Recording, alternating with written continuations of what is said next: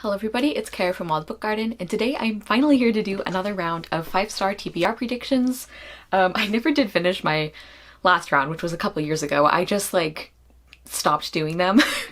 And so I think I still want to read the rest of those. I might do a follow-up in the future, but I really wanted to do this again with choosing more books, choosing different books. So I'm starting fresh.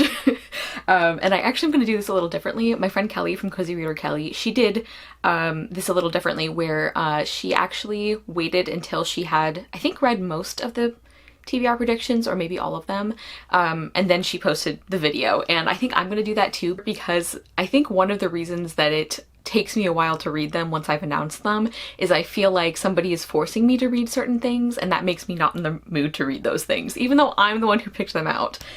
So I'm gonna film the first part right now before I've read any of these, but then I'm gonna wait and film the second clip or the second part of this after I've actually read all of them. So you'll only see this video when I've actually done all of them. So I'm not gonna do a two-part thing. We'll see how this goes. I don't know.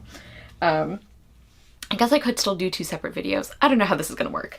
But let's just get into the predictions. So the first one I have here is The Lost Girl by Anne Ursu.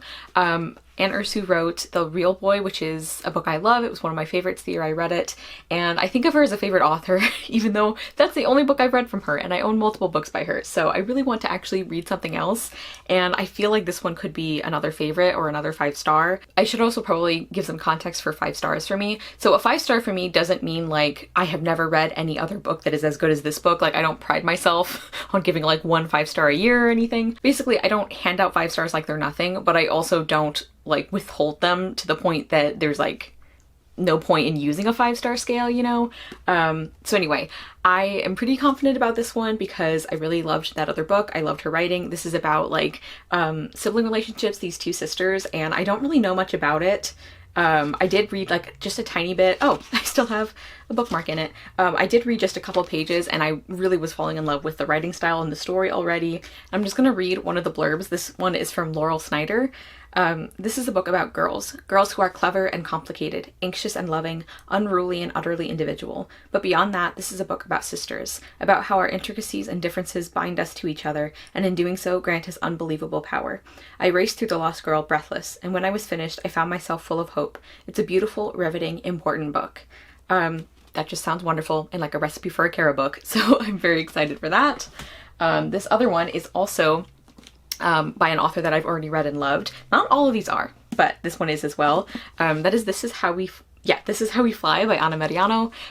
She wrote the Love Sugar Magic series, which I love. It's one of my favorite series. But this is a contemporary book, and that's why I still feel like it's a tiny bit of a risk putting this on this list, because, just because I love an author's fantasy books doesn't necessarily mean I'm gonna love them in other genres, love a contemporary book by them. But I still feel like I could enjoy this one. I know this one, I remember seeing not everybody really enjoyed this, but I'm pretty confident. It's about, I think this is a very, very loose Cinderella kind of retelling. Our main character, Ellen, ends up joining a Quidditch team. I believe they now call themselves Quadball, but when the time this book was published, it was still called Quidditch. And I know this is a super inclusive book. I know there's a lot about friendship, and I don't know, I just based on how much I loved this author's fantasy books, I still feel like I could enjoy this one, but it is a little bit of a risk saying it could be a 5-star. I don't know, we'll see, but I am excited to finally get to this. I also really want to read Anna Mariano's upcoming, or maybe it just came out, contemporary book, which is, I can't remember the title, but I'll put that somewhere. Yeah, very excited. Then I'm finally gonna read a book by an author that I keep getting excited about their books and I still haven't read. I'm finally gonna read a Rebecca Ross book. This is Dreams Lie Beneath. I love this cover.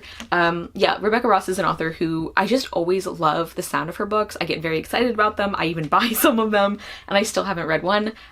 This one involves dream magic, which is something that I really enjoy and I find very interesting, and I feel like I'm gonna really like the main relationship as well. I also just read the first page before I knew I was gonna put this in a 5-star TBR prediction to kind of sample the writing, and I feel like I'm gonna enjoy that.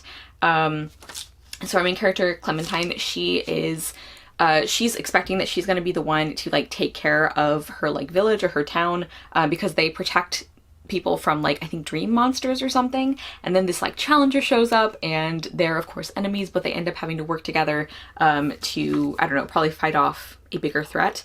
I don't know, I know my friend Julia really enjoyed this one, and I just feel I have a good feeling. I feel like I'm gonna love this. Then I have a contemporary kind of thriller book, which I don't read a ton of mysteries, but I've been reading a lot more of them this year, and I feel like I'm getting pretty good at finding the ones I do enjoy. And that is This Is My America by Kim Johnson. This also has a great cover, and I heard about this one, I believe, from Ashley at Bookish Realm. Just the way she talked about this book made me like instantly put it on my TBR and buy it, because I just think this sounds fantastic. So it is, like I said, a contemporary kind of mystery thriller. Our main character, Tracy, her father has been on death row, and he's running out of time, and she knows he's innocent, that he didn't do this, and she's been trying to get somebody to help him. Like, she's been writing letters to I think it's like the Innocence Project or something, which is inspired by Bryan Stevenson's organization. So she's really trying to get him the help that he needs, and then something happens where her brother is actually accused of murdering a white girl, and he gets locked up in prison as well, and it's about Tracy being determined to find out what actually happened with the death of this girl, and to prove that her brother didn't do it. Then it says she ends up uncovering a lot more about the racist history of her town, and I think this is going to be really, really difficult, obviously, but I've heard fantastic things. I just feel like this is going to be a really important and really compelling book, so I think this could definitely be 5 stars. And then the last one I have here is a nonfiction book. That is American Prophets: The Religious Roots of Progressive Politics and the Ongoing Fight for the Soul of the Country by Jack Jenkins. I have followed Jack Jenkins on Twitter for a while now, and I already know that I like his writing and like the kinds of things he writes about, his perspective. Like, I've read other things by him that I have enjoyed, and this is a subject that I am very interested in. This is basically a nonfiction book about how in the US the discussion of religion and politics tends to focus on the far right, like right-wing groups and people, and this book is about how that ignores the religious left, and how like they are not talked about in the same way, they're not viewed as like a voting bloc in the same way, but that they are very important in the history and present of the country. Like, it says the religious roots of progressive politics. Like, basically every progressive movement in the US and probably other places as well has had a heavy foundation in religious activism, and I just think that's really interesting. I definitely want to read this one finally, and I think this could definitely be a 5-star book. So very excited for this, very excited for all of these. Okay, you know what? Maybe it does make more sense if I do these in separate videos, even if they go up pretty close together. So I'm gonna say that I'm gonna do this as the first part, but you won't be seeing this video until I'm done or almost done with the books, which I think is what Kelly did. So yeah, comment down below, let me know how you think these are gonna go. At the time that you see this, I will be very close to finding out if I'm correct. And yeah, let me know if you've enjoyed any of these. Let me know a 5-star book you loved recently. Thank you guys so much for watching. I will see you soon with another video, and I hope you love the next book you read. Bye!